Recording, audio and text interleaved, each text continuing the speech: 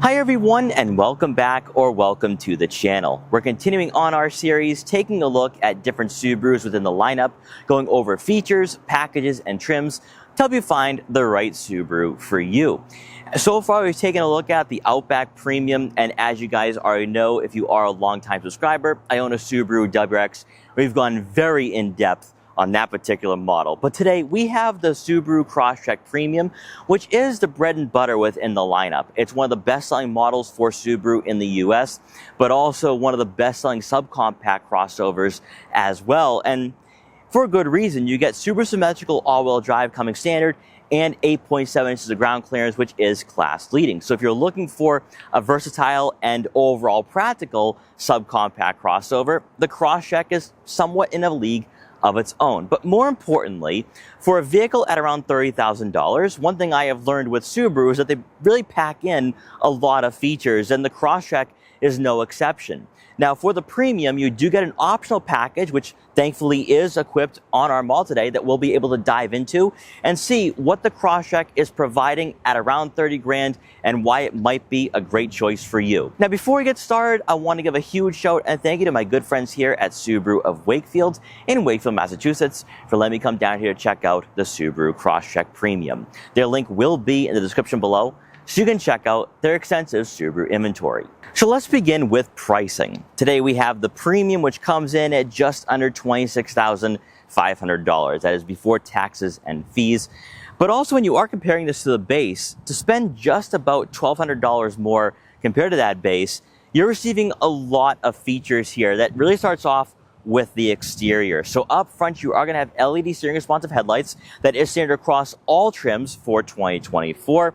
But for the Premium, you do get the addition of LED fog lights. Now, with the LED fog lights, that's going to give you better visibility late at night, but also for the front fascia, it looks more upscale for this particular trim compared to that at base. You're also going to have more of a gloss gray accent that runs through the grille, and you're going to have more of a matte black look for the grille itself, which I have to say is a nice color contrast on this white Crosstrek that we have here today. And it does match the cladding that we have for both the front and rear fascias and of course the wheel wells. Then as you make your way over to the side profile, you are going to notice the gloss gray side mirror caps, and this distinguishes the Premium from the base. These side mirror caps also fold, they are power adjustable. You get turn signal indicators, and since our model does have the optional 14 pack, we do get blind spot detection and rear cross traffic alert, which is a nice safety feature to have on a model such as this. And speaking of package 14, might as well go over the pricing for this option, which is $2,250. I'll list the rest of the features available on this package on the chart, which we will discover once we check out the interior and go more in depth on all of that. But if you're looking at buying a vehicle at around $30,000 that is well equipped, I'd suggest going with this package just because it does give you the creature comforts that you demand and desire in a vehicle in 2024. Then continuing on with the side profile, you are going to have 17-inch alloy wheels wrapped in Yokohama Geolandar all-season tires, which are also equipped on the base. The only difference here is that with the Premium, you get a machine finish for these 17-inch alloy wheels that I think makes this car look a bit more upscale and more substantial on the roadways. Then as you make your way around to the back, if this is the first time you're seriously taking a look at a 2024 model, Subaru did refresh the taillights, which look more aerodynamic and sporty. Now, of course, you're not going to have LED taillights, and you don't get LED turn signal indicators. That's not too much of a surprise for a vehicle in this market, especially for the subcompact crossover segment. You're also going to find some cladding on the bumper as well, which will protect the paint when you are loading in some gear in the back of your Crosstrek. Before checking out the interior, there is one neat feature for the Premium that is a convenience feature to have, and also something that I think a lot of you might appreciate. So you are going to have keyless entry. So we're going to lock the Crosstrek. I'm going to put the key fob in my pocket, and now let's approach the vehicle. Key is still in pocket. It's now unlocked. And now we can check out the interior. Now with the Premium, you do not get a leather wrapped steering wheel. However, you do get a 6-speaker audio system. Now you can go with the Harman Kardon premium audio system on higher trims.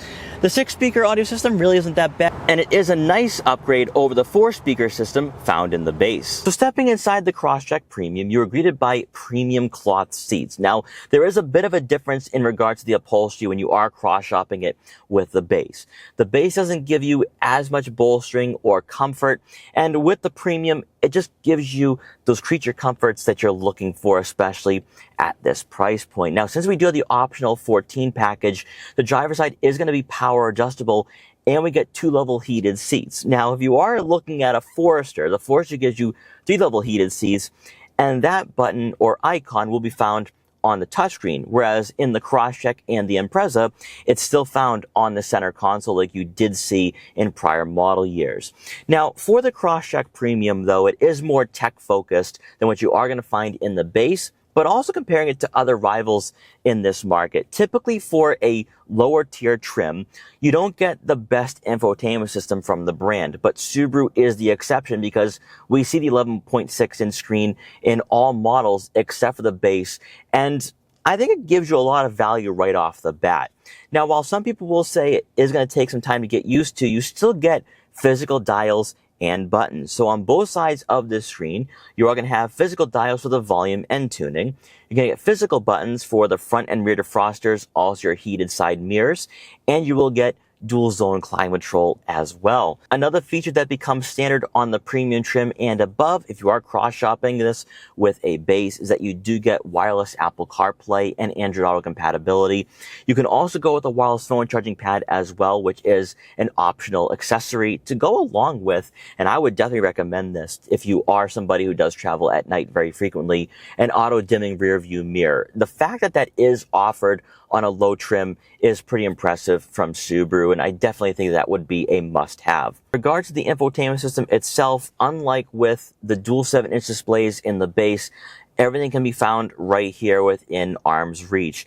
Now, you are going to have a vehicle settings icon to the far left at the bottom of the screen, and here you can go through a number of different settings, such as your X mode, your auto vehicle hold. You can turn off the steering responsive headlights. I don't know why you'd want to do that. You can also turn off your auto start stop system. You're also going to have the ability to go through your different driver assistance features, such as pre-collision braking, forward collision warning, lane departure warning, and rear cross traffic alert, since we do have the optional package 14 that is also with the blind spot detection. You can turn that off too. Again, I don't know why you'd want to do that in a daily driver, but also a car like this where you might be driving in the city very frequently. Then to the far right will be your more settings tab, where you can adjust your units of measurement, but also the warning volume levels as well, which I know Subaru does have very audible warning levels that I wish you could really turn off. That's one thing I wish could be turned off, but unfortunately that's just not going to happen with Subaru's EyeSight driver assist technology. Another feature for the Subaru Crosstrek that you might want to take advantage of is valet mode. So if you are going to a hotel or a nice restaurant, you can just put in a PIN code, and that way the valet isn't going to be driving off aggressively in this vehicle. Now, not as noteworthy since this is offered in all Subarus, but we have to go over this, is your gauge cluster. In between your analog gauges will be a small information display, and by using a toggle on the left side of the steering wheel, you can scroll through a variety of information, such as your fuel efficiency, how much range you have left, outside temperature, the time, and of course, your tire pressure monitoring system.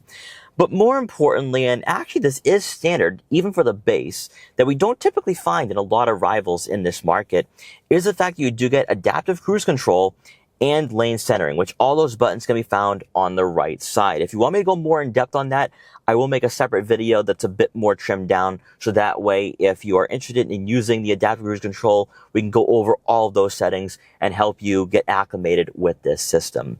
Also very surprising for the premium trim is that you are going to get the SI drive modes, which will affect throttle response and steering input. So you will get sport and individual for your different drive modes. Now, for a Crosstrek with a 2-liter 4-cylinder engine, most likely you won't be taking advantage of this feature at all. However, you do get paddle shifters, and that is one thing that I love to see in this vehicle, because as we already know, you do get the CVT, but with the paddles, it does mimic an 8-speed automatic transmission. So if you are somebody who wants to have a bit more fun behind the wheel, you want to get more frisky, you can use those paddles. And maybe with the SI drive modes, you can put it in sport and have that heavier steering feel, but also have that more dynamic throttle response that you're looking for in a fun daily driver. Taking a look at the rest of the interior, for the center console, of course, you are going to have your standard gear shifter. One thing I do like about the Premium is that you do not get gloss black trim, so that way it's very easy to clean. The materials that Subaru did use is actually going to be very conducive if you do live an active lifestyle. To the right, you are going to find the switches for your 2-level heated seats if you're high and low.